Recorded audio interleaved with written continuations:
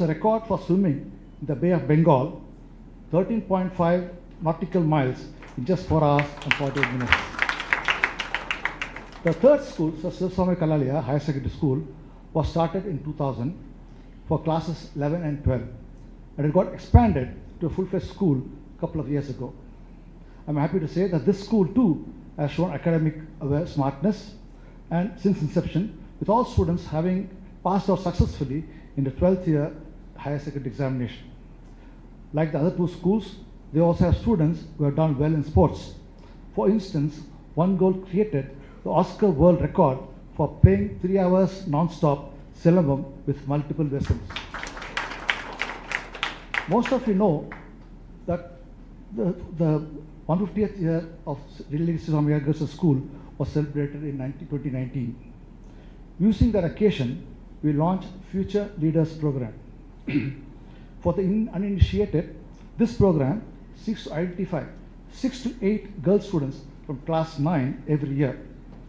They come from government schools or government aided schools, naturally from humble background, but with promise of great potential. These girls then are given special support in all subjects, provided special training to improve their language skills, encouraged to pursue extracurricular activities that they are interested in, train them to be better presenters, debaters, etc. They will be financially fully supported by our society to study whichever higher education they are interested in, to make them truly well-rounded citizens. We have no doubt that these girls will be strong pillars to our economy and will emerge as top leaders to make a difference to our society. Alongside this Future Leaders program, we felt we should also create a facility that provides an opportunity for our 3,000 students to emerge competitively stronger across many dimensions. This facility is this Radha Swami Center of Excellence. Dr. Madurai Sridharan, our managing committee member, will share with you more details of this facility, which gives all the students an opportunity for sharper conceptual learning to take part in competitive sports, prepare them well for competitive examinations while staying rooted to a culture and heritage. My mother Radha Swami would no doubt approve of the concept behind the center. She fully believed in holistic learning that when we were growing up. As a mother, she ensured that we had good support for academics. We were all taught to play chess and carom. We are privileged to have a table tennis table at home during our school days.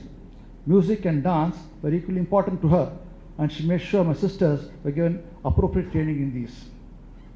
Her thinking and how children should be brought up certainly influenced us in the concept behind the Center of Excellence.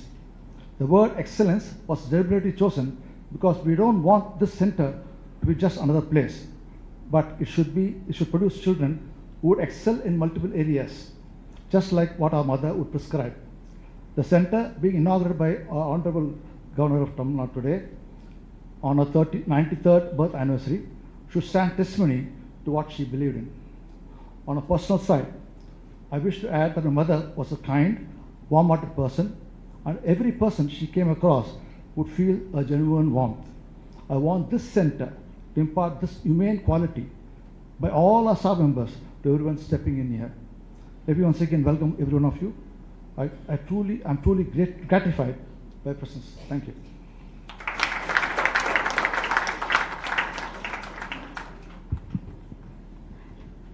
Thank you, sir. Now, I would like to call Honorary Joint Secretary and Treasurer of our Society, Shri S. Sridharan, to introduce our Honorable Chief Guest, the Governor of Tamil Nadu, Shri R.N.Ravi.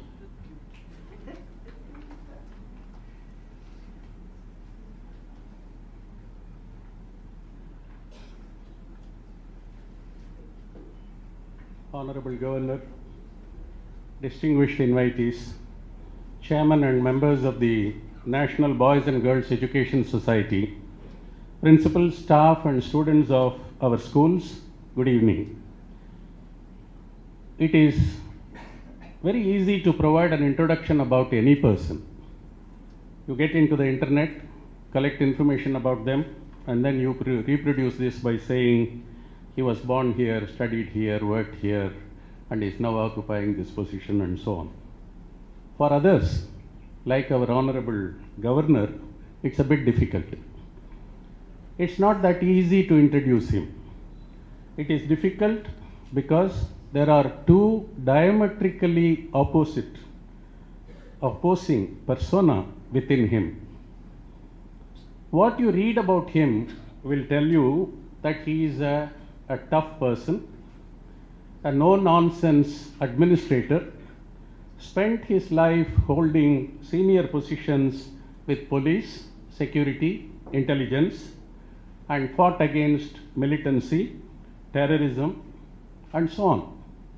In layman's language, he was a real terror to bad people. As a governor in multiple states, he made a mark wherever he went. He is only one of less than 5,000 people in India who occupy the position of an IPS officer, and we are 125 crore people. He is a person who, despite being a tough person, achieved peace during his tenure in Nagaland. His name in Sanskrit means the sun. Given his postings, experience, and various roles and responsibilities, he has been like a sun at its peak heat during noon, during summer. The one that makes people perspire and feel uncomfortable with burns. We have all been reading recently about many people who are unable to take the heat of Ravi, the sun god. Does this type of introduction do justice to our Honorable Governor?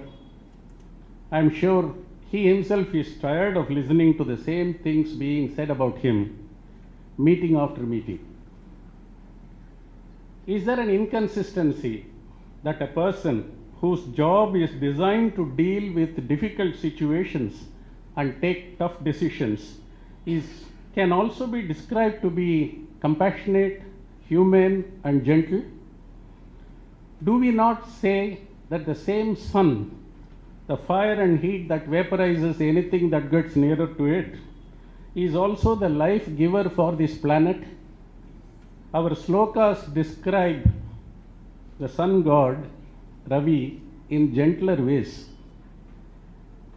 Om Mitraya Namaha, who is friendly to all. I think they had our governor in mind when they wrote all this. Om Suryaya Namaha, one who is the dispeller of darkness and responsible for bringing activity. Om Pushne Namaha, the giver of nourishment and fulfillment. Om Savitre Namaha, one who is responsible for life. Ladies and gentlemen, despite all the tough nature that is written about him, meet the other gentler side of our Honorable Governor. People who worked with him described our Honorable Governor as a respected and fearless officer and a true leader who served with distinction. He is described as a focused person, and my contact told me specifically he has the heart in the right place. An officer who worked under our Honorable Governor in Jammu and Kashmir several years ago for a short period comes to Chennai with his family with a medical problem. Our Honorable Governor takes care of him and his family with compassion and care. Ladies and gentlemen, this is the softer interior within the tougher exterior of our Honorable Governor.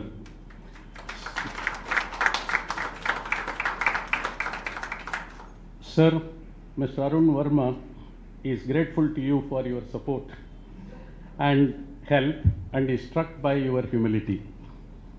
When our Honorable Governor came to Tamil Nadu, he said that India had benefited enormously from the intellectual, spiritual, artistic wealth of Tamil Nadu and its political wisdom. With your permission, sir, I would like to borrow your words.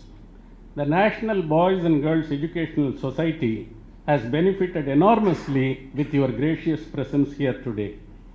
Our staff and students through this center are committed to adding to the intellectual, spiritual, artistic wealth of Tamil Nadu that you mentioned, sir, when you arrived. We are extremely proud of you and privileged to have you here. Thank you very much.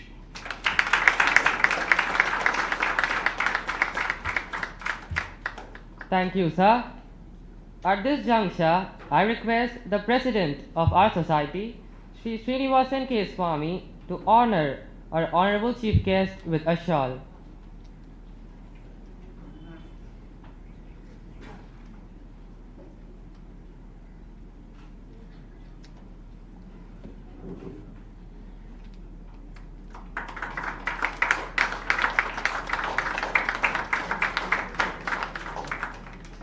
I also request the Vice President of our society, Sri R. Kuppuswamy, to present a memento to our Honorable Chief Guest.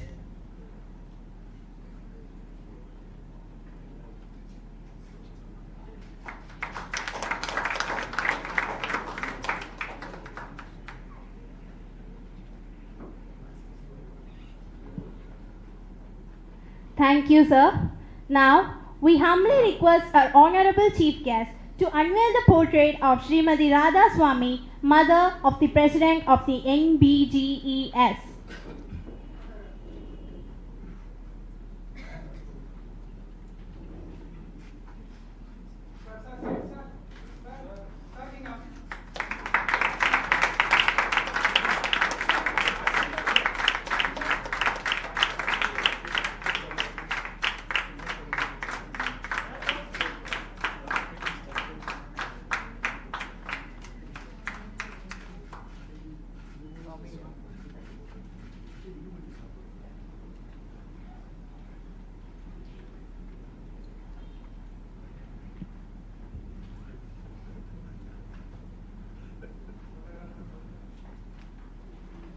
Thank you, sir.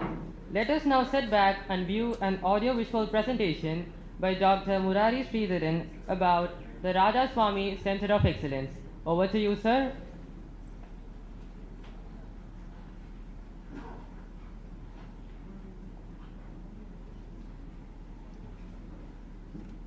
Honorable Governor, distinguished members of the audience, good afternoon to all of you. Can you start the presentation? Yeah, thank you for the honor to introduce this facility to you, this Radha Swami Center of Excellence. See, as we all know, academic excellence, just doesn't cut it in and of itself today, right? We all know about the 10,000-hour rule. We know about tiger parenting. We are all told that it's important to do hours of activity deliberately to acquire a skill, but we believe that that alone is not really enough, right? We live in a highly connected, complex, very unpredictable world today, right? Now, to survive in such a world, you need a breadth of skills, right? A range, so to say, right? You need to teach these kids to constantly learn, experiment relentlessly. They need to juggle varies of interests. They need to know how to influence people without authority. Basically, we need to create generalists who know how to go deep as and when they require, right? It is that kind of all-rounded skills that we are hoping to produce with the Center of Excellence. So for 150 years, we have been supporting the education of children, especially girl children. Our approach, see, India is fundamentally a very anti-fragile society, right? We basically learn to thrive and grow when you throw complexity at people. That's the skill that we want to teach, and it's going to be deep-rooted in Indian culture and heritage. We want the opportunities to be provided for all, so we want to provide these diverse opportunities for all. And this is access to all children, right? Irrespective of their socio-economic background. We hope to have merit scholarships that will support these kids. And last but not the least, we are here to help underprivileged girl children, right? And that is something that we want to continue with this facility as well. So before I go into how this facility is structured, I wanted to share a very interesting trivia with all of you.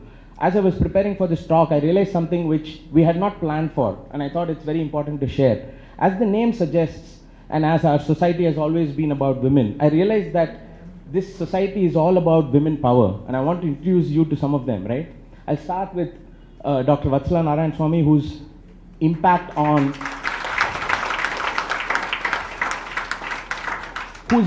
education is immense. In fact, my daughter did a profile of her, and after the interview, she was actually really so inspired, and she said that the class, was sort of lit up when she talked about these stories.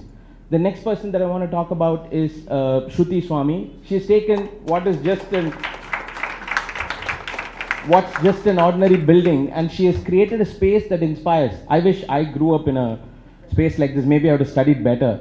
The next person that I'll introduce is, and I think what they've done is absolutely world class, right? Because these kids, the next person is Vinita Siddhartha.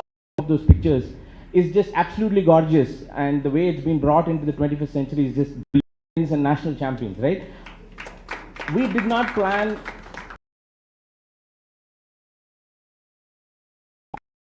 So let me just give you a quick overview. I think the students did that earlier as well. There's going to be chess, carom, Scrabble, all of that. And of course, Krida can be done there. In the first floor is the STEM lab, which is the Curio lab. To personality development, all of that there, including, standardized coaching.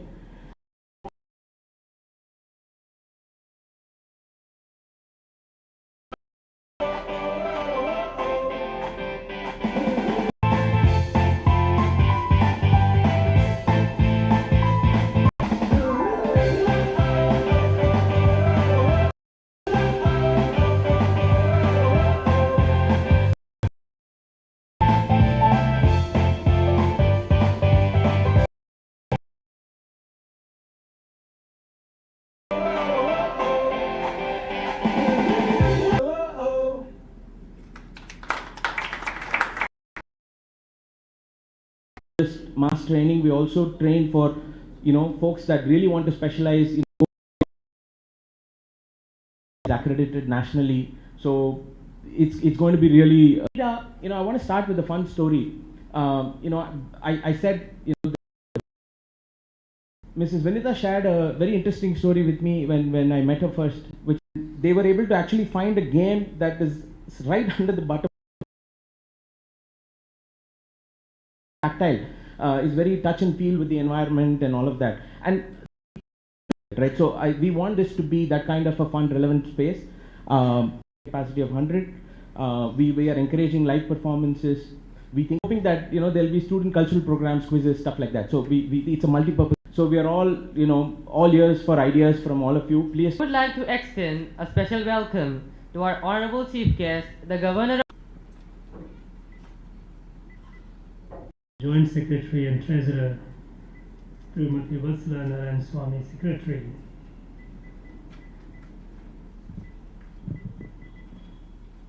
Teachers, principals, distinguished invitees, my dear students.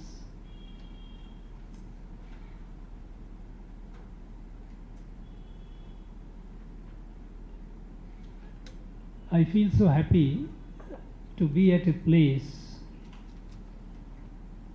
which is shaping the future of this country. Today, I have seen this Center of Excellence. I got a sense of it, how the environment, a space has been created for the young mind to imagine things and try to translate those imagination into something concrete, something tactile. Who can have ideas, new ideas, and they can experiment with the new ideas. In fact, when I see such centers, I get I don't think envious is the right word, because when I was doing my post-graduation, when I was doing my university education in physics, in my university, only a postgraduate student, and we were fortunate, not that everyone had it. Many universities, many colleges didn't have this, that where we could conceive of an experiment, prepare a design of the apparatus, and then give it to the concerned, whether it's a lathe operator or whoever is in charge. There were various disciplines, and they would fabricate and give it to us. And it was something which was not very common those days. I'm talking about early 70s. But we had. But because we had a person like Sri M.S. Nagendranath, who was a great physicist and contemporary of Sir C.V. Raman, who had worked with him in the field of optics. Sir C.V. Raman himself was in the field of optics, and so was Nagendranath. And we used to study his theory, their theories.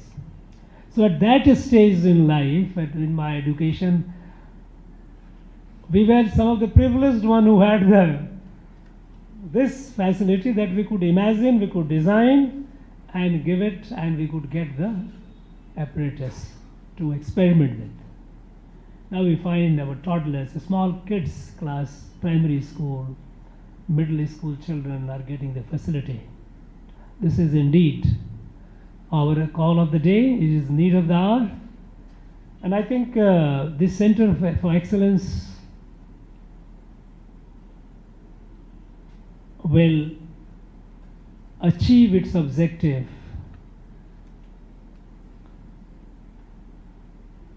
of creating more future-ready citizens of this country. I heard about this. This institution pays a lot of emphasis on holistic development. That is something which is very much needed. When we talk about holistic development, it is all the three facets of a human personality: physical, intellectual, and spiritual.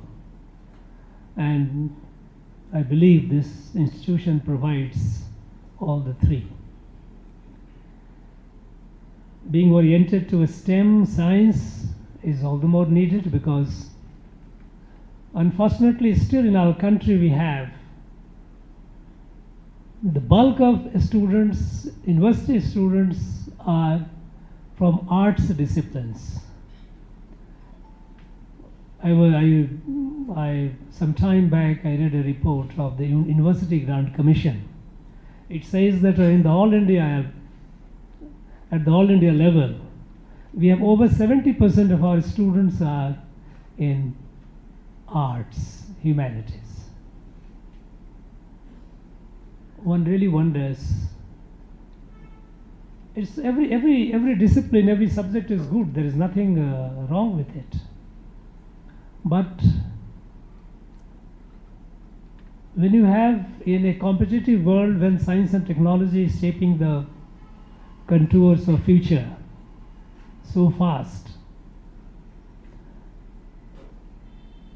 how will this and where will these postgraduates and graduates will find themselves? They will be looking for jobs. There may not be many opportunities. So they will be carrying degrees and then claiming entitlement by virtue of being a degree holder. Now that situation, I think it must change. And institutional, even here in Tamil Nadu, I have seen in the universities, there are 20 state universities, and the number of arts students far exceed the number of science students. Now this is not a very desirable situation. We must. And for that, the reason primarily is that at the earliest stage, our children they do not have the right kind of teaching environment where they could get inclined towards science. Maybe the problem could be with the teachers, problem with the curriculum, problem with the, the way you teach is also, essentially excellence is what? Excellence is insight, actually igniting that curiosity, the fire within, the curiosity within, and the child starts dreaming big and trying to aspire, get inspired, motivated. It comes from within, kindling that fire. I think very often we hear that, the students, those who come to +2, you ask them, why are we chosen for, why are you not going for, those who complete 10 and go for, no, I will go to humanities, no, why is mathematics is difficult, physics is difficult. One really wonders, how could it be? Because I had a teacher who used to teach me mathematics like a language. And that is what actually it is. It is a language. There is nothing, it is an extraordinary language which can express things, far more complex things which normal language cannot express. The law of motion, it describes things which if you start writing it in a space of 1 meter of movement, you can write 1,000-page book, and even then it will not be able to cover it. But the way we teach, so quality teachers, that's also very, very important. So I'm sure that this institution will take care of having the right kind of teachers, and teachers also being constantly upgraded, they're being taught. Because new and new techniques, new and new methods are emerging. Many people are working on it. In fact, after the National Education Policy 2020 came, a lot of resources have gone into, human and financial resources have gone into developing the curriculum and the material supporting this new policy, which are essentially experiential learning, innovative learning, and creating that curiosity. Kindling the curiosity, you can't create it, is there, it is sleeping, it is latent, it has to be just awakened, shaken. In this body which is doing it, that is NVGES, there is a word national. I am sure that particular expression is also given due place in the teaching of the students. Because unfortunately we have been producing world-class engineers, doctors. We have more than 250,000 of our IITians are running the entire tech industry of the United States of America. Outstanding people, outstanding professionals. But somehow we have been producing the world citizens. We have not been producing a good number of Indian citizens or world citizens with Indian consciousness. And as a result, our products, they go and fit anywhere in the world, anywhere in the universe. They will go and they can run the laboratory, they create the best of this software or hardware or whatever it is. But the sense of our land, sense of our nation is missing. And I am sure this institution must be paying adequate attention to inculcating the sense of nationalism in our children. This is very, very very much needed. While we produce capable,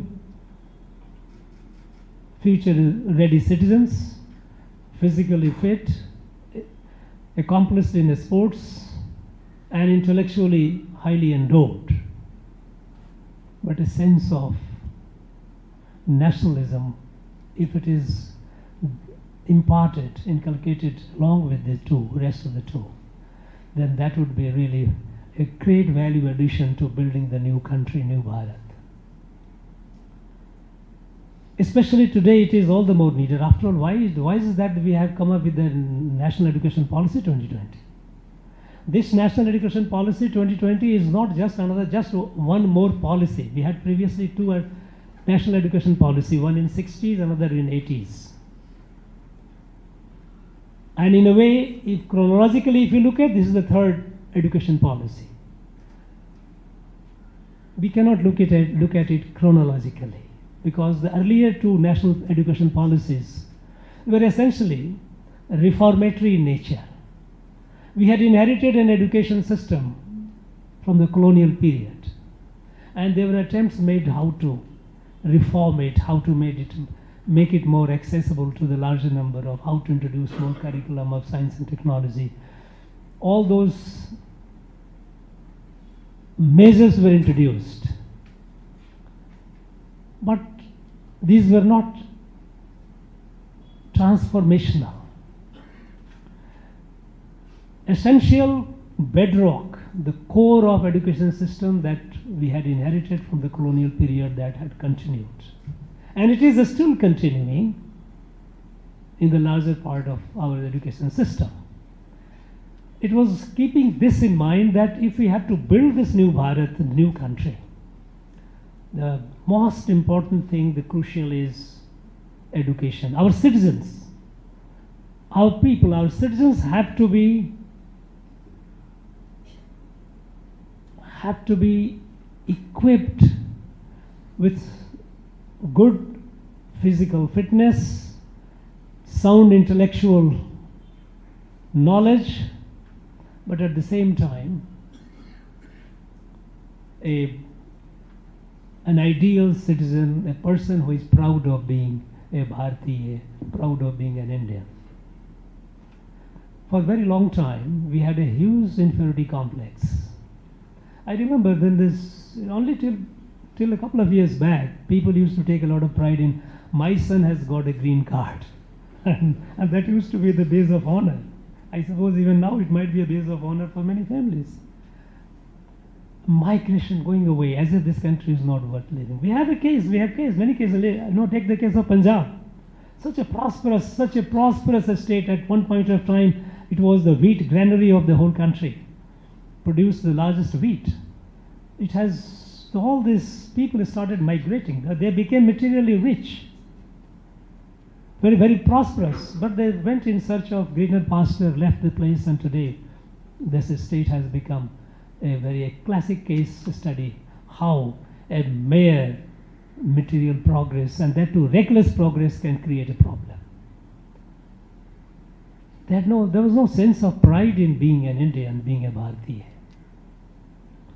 Fortunately, the things are changing. Today we are definitely much more proud, and we need to create proud future citizens of this country. And this Center of Excellence, I am sure, will contribute its bit in a very, very significant way. I am happy. In fact, most of the good things in society happens through the private initiative by the peoples, not through the government.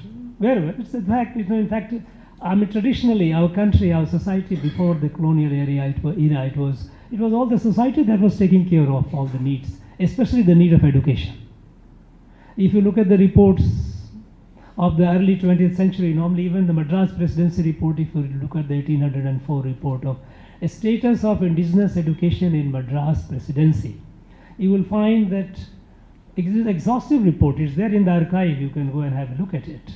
It tells you how here it says that almost every village had a school. It could not have been a school in a formal way as we think of it today, but it had a center, and where they used to teach a lot of disciplines. They used to teach not only language and mathematics, but also teach about astronomy. They used to teach about epics. They used to teach about music and dance. They used to teach them medicines. They used to teach them trade crafts. Many of them were quite developed, and the report is very, very fascinating. So it was society. Many people, sometimes they say that, look, India doesn't have have a, in the field of philanthropy, people often used to quote that you have America, people who are billions of dollars are giving in philanthropy. We don't have that kind of thing in India. Our billionaires might not be doing it, I'm not very sure about that, but philanthropy at the very micro level has been inherent in our people. Every society, every family did it. If nothing else, in a village could build a community hall. If nothing, could build some place for the benefit of all. No, this shade, all these, this is something which is inherent, doing for others. Doing for others, living for others. If I have something, limiting my own needs and doing for others is something which is our sanskar, which is our cultural and spiritual inheritance. So if you put this micro philanthropy, if you call it, now they call the word philanthropy. Our people didn't call it philanthropy. It's our duty. It is one of the dharma that yes, we have to do for the, if I have some wealth, and this is very much there, not only among the people, those who are so-called advanced civilized, but even among the tribal communities. I have seen in the tribal communities, unfortunately they are called tribal because British called them tribal and we start calling them tribal as if they are backward and all. Invariably in every village, when the village headman acquires certain wealth, after a certain number of years, that person has to do a massive community feast, take care, spend the wealth, come down to the level. That is the tradition even today. It is now, of course, it is changing now because now consume a lot of new ideas have started coming that okay, get individual centric life instead of a community centric life, which is the gift of the modern age, which is doing the damage. But it has been there. It has been there all through our country in every society. And when I find that this family is doing so well, contributing it to, I am thankful to the members of the family. I would like to express my warmest greetings to them for doing what they are doing. And I wish many more of us should continue doing and keep doing it. Friends, thank you very much. I wish the institution all the best. Thank you very much.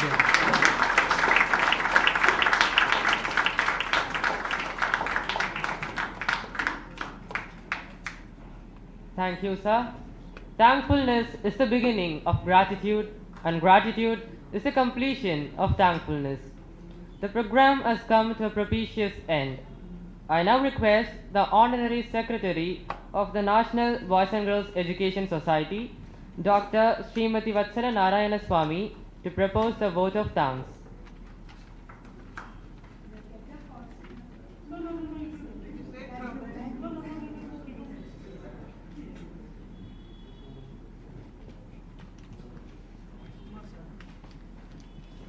No duty is more urgent than giving thanks.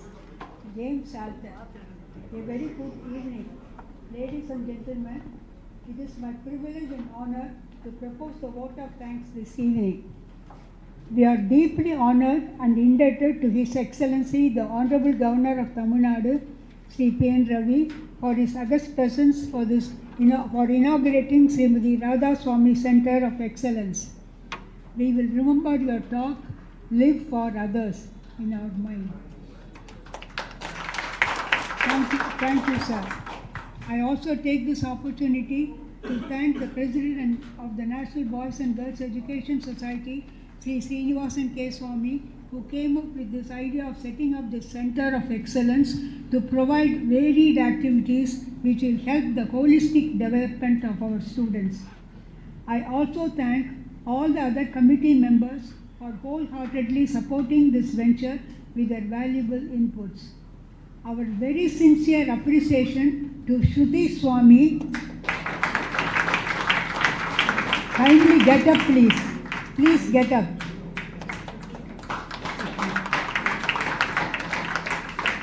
Who gave shape to this committee's dreams about this center. She was responsible for the whole thing, sir. I thank the dedicated staff and students of all the 3 schools and guests for making this function a grand success. Thanks you one for.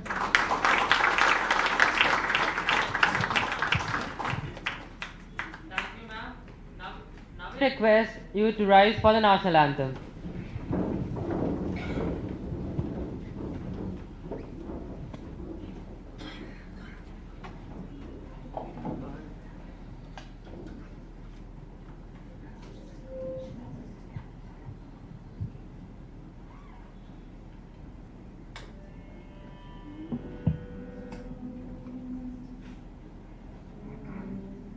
जनगण मन अधिनायक जय हे भारत भाग्य विधाता पंजाब सिंध गुजरात मराठा द्राविड उत्कल बंगा विंध्य हिमाचल यमुना गंगा उच्चल जलधि तरंगा तब शुभ नामे जाहे तब शुभ आशीष माहे गाहे तब जय गाता जनगण मंगलदायक जय हे भारत भाग्य विधाता जय हे